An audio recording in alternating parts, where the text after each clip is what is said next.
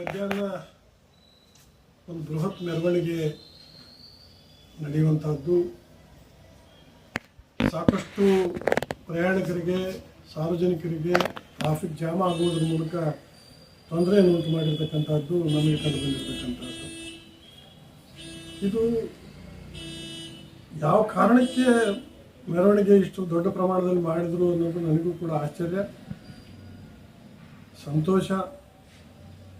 MLC ಆಗಿದ್ದೀರಿ, ನಾವು ಕೂಡ ನಿಮಗೆ ಶುಭಾಶಯ ಹೇಳುತ್ತೇವೆ. ರಾಜಕೀಯವಾಗಿ ಬೆಳಿಬೇಕು, ಆದರೆ ಈ ರೀತಿ ಬೆಳವಣಿಗೆ ಆಗುವಂಥದ್ದು ಎಷ್ಟು ಸಮಂಜಸ ಅನ್ನುವಂಥದ್ದು. ಜನ ಮಾತಾಡ್ತಾ ಇದ್ರು, ನಿನ್ನೇನು ಪಾಕಿಸ್ತಾನ ಗೆದ್ದು ಬಂದವರಂಗೆ ಏನೊಂದು ಒಲಿಂಪಿಕ್ ಮೆಡಲ್ ತಗೊಂಡು ಬಂದವ್ರ ರೀತಿಯಲ್ಲಿ ಮೆರವಣಿಗೆ ನಡೆದಿರ್ತಕ್ಕಂಥದ್ದು ಆಶ್ಚರ್ಯಕರ. ಜನರು ಮಾತಾಡುವಂಥ ಮಾತು, ಇಷ್ಟೆಲ್ಲ ಸಾರ್ವಜನಿಕರಿಗೆ ತೊಂದರೆ ಕೊಟ್ಟು ಈ ರೀತಿ ಮೆರವಣಿಗೆ ಮಾಡುವಂಥದ್ದು ಯಾರದೇ ಶೇಡಿನ ದೃಷ್ಟಿ ಇಟ್ಕೊಂಡು ಈ ರೀತಿ ಮಾಡುವಂಥದ್ದು ಎಷ್ಟರ ಮಟ್ಟಿಗೆ ಸರಿ ಅನ್ನುವಂಥದ್ದು ಕೂಡ ಇಲ್ಲಿ ಸಾರ್ವಜನಿಕರ ಪ್ರಶ್ನೆ ಆಗಿರ್ತಕ್ಕಂಥದ್ದು. ಹಾಗಾಗಿ ಈ ರೀತಿಯ ರಾಜಕೀಯ ಬೆಳವಣಿಗೆಗೆ ಒಳ್ಳೆ ಅಲ್ಲ ಅನ್ನುವಂಥ ಮಾತು. ಇವತ್ತು ಇಡೀ ತುಂಗಭದ್ರಾ ಜಲಾಶಯದ ಅಡಿಯಲ್ಲಿ ಬರತಕ್ಕಂಥ ಸುಮಾರು 8 ಜಿಲ್ಲೆಗಳು, ಆಂಧ್ರ, ಕರ್ನಾಟಕ, ತೆಲಂಗಾಣ ಸೇರಿ 8 ಜಿಲ್ಲೆಗಳ ಜನ ರೈತರು ಇವತ್ತು ಬಹಳ ಆತಂಕದಲ್ಲಿರುವಂಥ ಸಂದರ್ಭ ನಾವೆಲ್ಲರೂ ಕೂಡ ಎದುರಿಸ್ತಾ ಇದ್ದೀವಿ.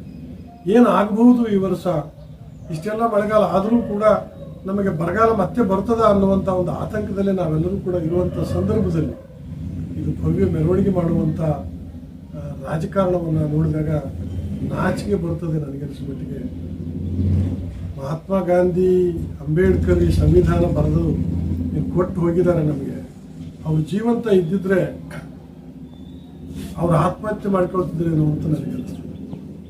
ಹಾಗಾಗಿ ಇಂಥ ರಾಜಕಾರಣ ಮುಂದಿನ ಭವಿಷ್ಯತ್ತಿನ ದೃಷ್ಟಿಯಿಂದ ನಮ್ಮ ಸಿಂಧನೂರು ತಾಲೂಕಿನಲ್ಲಿ ಏನಾಗ್ಬೋದು ಅನ್ನುವಂಥದ್ರ ಬಗ್ಗೆಯೂ ಕೂಡ ನಾನು ಒಮ್ಮೆ ಆಲೋಚನೆ ಮಾಡಿದಾಗ ನನಗನ್ನಿಸ್ತದೆ, ನಾವು 70ರ ದಶಕ, ಅವತ್ತಿನ ವಾತಾವರಣ, ಅವತ್ತಿನ ಪರಿಸ್ಥಿತಿ, ಯಾರೂ ನನಗೆ ಕೇಳಬಾರ್ದು, ನಾನು ನಡೆದದ್ದೇ ದಾರಿ, ನಾನು ಹೇಳಿದ್ದೇ ಕಾನೂನು ಅನ್ನುವ ವಾತಾವರಣ ಮತ್ತೆ ನಮ್ಮ ಸಿಂಧನೂರು ತಾಲೂಕಿನಲ್ಲಿ ಪ್ರಾರಂಭ ಆಗ್ತದೇನೋ ಈ ಬೆಳವಣಿಗೆಗಳನ್ನು ನೋಡಿದಾಗ ಅಂತ ನನಗೆ ಅನ್ನಿಸ್ತಾ ಇದೆ. ಹಾಗಾಗಿ ಈ ಮೆರವಣಿಗೆಯಲ್ಲಿ ಭಾಗವಹಿಸಿರ್ತಕ್ಕಂಥವ್ರು ಅದು ಯಾರೇ ಆಗಿರ್ಬೋದು, ನಿಮ್ಮನ್ನು ನೀವೇ ಒಮ್ಮೆ ಆಲೋಚನೆ ಮಾಡ್ಕೊಂಡು ನೋಡಿ. ಜಿಲ್ಲೆಯಲ್ಲಿ ಇಂಥ ಪರಿಸ್ಥಿತಿಯಲ್ಲಿ ಈ ರೀತಿಯ ಒಂದು ಮೆರವಣಿಗೆ ಅವಶ್ಯಕತೆ ಇದೆಯಾ ಅನ್ನುವಂಥದ್ದು. ಮುಂದೆ ನೀವು ಗುಲಾಮಗಿರಿಯತ್ತ ಸಾಗುವಂಥ ಒಂದು ವಾತಾವರಣ ನಿರ್ಮಾಣ ಆಗ್ತದೆ ಅನ್ನೋದ್ರ ಬಗ್ಗೆ ಅರಿವು ಇಟ್ಕೊಂಡು ನೀವು ಇಂಥ ಕಾರ್ಯಕ್ರಮಗಳಲ್ಲಿ ಭಾಗವಹಿಸುವಂಥದ್ದಾಗಬೇಕು.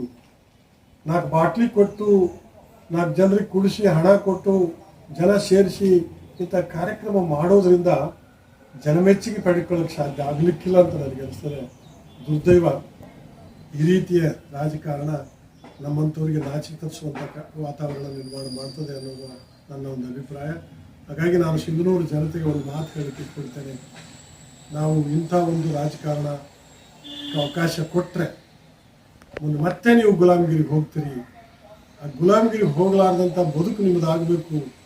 ಹಾಗಾಗಿ ಇಂಥ ಒಂದು ಯಾವುದೋ ಒಂದು ಬಾಟ್ಲಿ ಆಸೆಗೆ ನಿಮ್ಮನ್ನು ನೀವು ಮರೆಯುವಂಥ ಕೆಲಸ ಆಗಬಾರ್ದು ಅನ್ನುವಂಥದ್ದೇ ನನ್ನ ಒಂದು ಬಯಕೆ ಅನ್ನುವಂಥ ಮಾತನ್ನು ನಾನು ಈ ಸಂದರ್ಭದಲ್ಲಿ ಹೇಳಲಿಕ್ಕೆ ಇಷ್ಟಪಡ್ತೇನೆ. ಇದು ಒಳ್ಳೆಯ ಬೆಳವಣಿಗೆ ಅಲ್ಲ ಅನ್ನುವಂಥದ್ದು ನನ್ನ ಅಭಿಪ್ರಾಯ. ಅಲ್ಲಿ ಆಫ್